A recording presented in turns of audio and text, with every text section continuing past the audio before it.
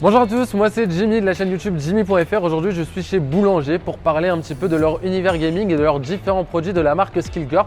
Et je suis justement avec Alexis. Est-ce que tu peux te présenter s'il te plaît Alexis? Bien sûr, donc Alexis, je suis responsable marketing chez Boulanger depuis 3 ans et je travaille sur toute la partie gaming. On va commencer avec le premier nouveau produit de Skillcorp, c'est la souris sans fil, la M21. Je sais Alexis qu'elle a un haut niveau de personnalisation. Est-ce que tu peux m'en dire un peu plus? Alors effectivement Jimmy, comme tu l'as dit, c'est une souris sans fil, c'est la première Skillcorp, c'est la M21. Ce qu'on peut faire avec, effectivement on peut la moduler. En fonction du type de joueur que tu es, tu peux changer les ailettes. Okay. Donc ça apporte du confort, simplement, et elle est ambidextre. Ok, donc quand tu parles d'ailettes, c'est celle-ci qui Exactement. se met directement ici. Exactement. Pour ceux qui me suivent sur mes différents médias, ils savent que je suis fan d'USB-C et cette souris a justement de l'USB-C. Est-ce que tu peux me dire rapidement pourquoi ce choix et surtout me parler de l'autonomie, s'il est possible de jouer pendant la recharge ou pas, voilà, tout ce que tu peux me dire par rapport à l'autonomie de la souris. Effectivement, cette souris on l'a conçue pour toi déjà Jimmy, il faut que tu le saches. Merci beaucoup, ça fait très plaisir. Et non, effectivement, l'avantage, contrairement à d'autres souris, c'est que tu peux continuer à jouer tout en chargeant ton produit. Ok, donc ça c'est plutôt sympa effectivement. Après en termes d'autonomie, il faut compter une quinzaine d'heures. Suffisant. Après la souris, on va bien sûr parler du clavier, le nouveau clavier de Skillcorp, donc c'est le K30. Je sais qu'il a une particularité Alexis, c'est qu'il est optomécanique. Est-ce que tu peux m'en dire plus parce que je sais pas vraiment ce que c'est? Alors effectivement, je vais te raconter un peu l'histoire de ce clavier. Ouais. C'est assez spécial, on a co-développé le produit avec la marque Nikon, que tu dois connaître. Très connu. Voilà, effectivement. Très connu sur le monde du gaming, ouais. Exactement. Alors l'optomécanique, c'est quoi? C'est au-dessus du mécanique. C'est-à-dire que lorsque tu vas appuyer sur une touche, l'action va se déclencher plus rapidement. Ok. Et en termes de durabilité, il faut compter environ 100 millions de frappes. Ok, donc on est 2 fois plus qu'un clavier classique. Il faut savoir qu'un clavier classique gamer, c'est aux alentours de 50 à 60 millions de frappes. Donc qui dit clavier gamer dit forcément clavier avec des macros. Est-ce qu'on en a sur ce clavier parce que je ne les vois pas du coup? Alors effectivement, tu peux assigner des macros F1, F2, F3, F4. Okay. Après, ce qu'il faut savoir, c'est que c'est un clavier qui est complètement personnalisable. Okay. Donc via un soft, où tu peux régler la lumière sur chaque touche. Ok, donc je suppose que c'est le même soft que la souris? Exactement. Ok, c'est parfait. Ça se ressemble. Alexis, tu m'as dit que vous avez co-développé le K30 avec Nikon. Je sais que vous avez aussi co-développé cette manette de gaming avec la marque. Est-ce que tu peux me dire pourquoi vous avez choisi Nikon et pas une autre marque? Alors c'est simple, Nikon c'est un partenaire on va dire, historique Boulanger. Ouais. On a quelques affinités avec eux déjà par la situation géographique. Ouais. Et surtout, c'est une grande marque gaming. Nikon a sorti la première manette, donc eSport PS4. Et donc cette manette, c'est la petite sœur simplement. Ok, très bien. Donc comme on l'a vu, hein, c'est une manette filaire seulement pour PC. On ne pourra pas jouer pour le moment sur console. Exactement. Alexis, je sais que vous avez aussi sorti le nouveau siège Skillcorp, le F21. J'avais pu tester le F20 directement au siège, c'est le cas de le dire. Est-ce que tu peux m'en dire plus sur le petit frère du siège que j'avais testé? Alors ouais, effectivement c'est un peu notre bébé de fin d'année celui-ci. Ouais. Pas mal d'évolutions.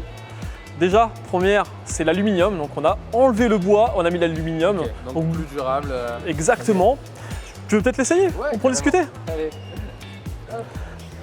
Donc au niveau des accoudoirs, je vois des boutons un peu partout, tu peux m'en dire plus? Bien sûr, alors accoudoir 4D, donc pour le réglage, c'est terrible. Ouais. Donc en fonction de ton bureau, tu peux l'adapter, donc monter, descendre, slider vers l'avant, vers l'arrière et sur les côtés. Et du coup Alexis, j'ai une petite manivelle, là je pense savoir ce que c'est, mais hop, ouais, histoire de célébrer ces petites wins. C'est ça, voilà, c'est un peu le côté fun du siège, tu bascules à 140 degrés et surtout en sécurité.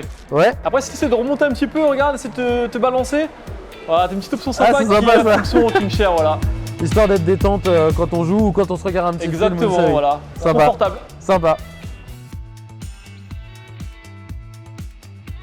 Donc là on a vu pas mal de matos Skillcorp. Est-ce que vous avez des petites nouveautés qui vont venir prochainement, peut-être pour Noël, je sais pas? Alors c'est pas des nouveautés, c'est des bombes, moi je viens de te dire même. Ok. Donc on a un écran qui arrive en 27 pouces gaming, ouais. Donc 3 millisecondes, 144 Hz. C'est pas mal du tout 144 Hz. Voilà, ça arrive pour la fin d'année, ouais, ça c'est une première chose. Ensuite on a quelques accessoires pour la console. Sympa, bah oui, parce qu'on sait tous que les joueurs, c'est pas que des joueurs PC, on a aussi des joueurs plus pro ou tout simplement casual qui jouent plus sur console. Et la console qui a tout pété derrière moi, on peut le dire, c'est la Nintendo Switch. Et je vois que vous avez sorti quelques accessoires pour la Switch. Peut-être la Switch Lite aussi qui arrive prochainement. Est-ce que tu peux m'en dire un peu plus? Alors la Switch Lite ça arrive dans un second temps. Ouais. Pour l'instant effectivement c'est des pochettes qui sont faites pour la Switch. Okay. Et on a d'autres types d'accessoires également. Ouais, je vois ça. Donc on a même des grosses pochettes bien rembourrées histoire de pouvoir trimballer même le dock avec nous quoi. Exactement. Donc, c'est bien sécurisé, tu peux la faire tomber, on fait le test, voilà, tu vois, y a pas de problème. Il n'y a pas de Switch à l'intérieur donc ça compte pas. Voilà, j'avoue. Bon, on le sait, Skillcorp, c'est la marque boulanger, donc c'est normal qu'elle soit bien présente chez vous et qu'elle marche plutôt bien, faut le dire.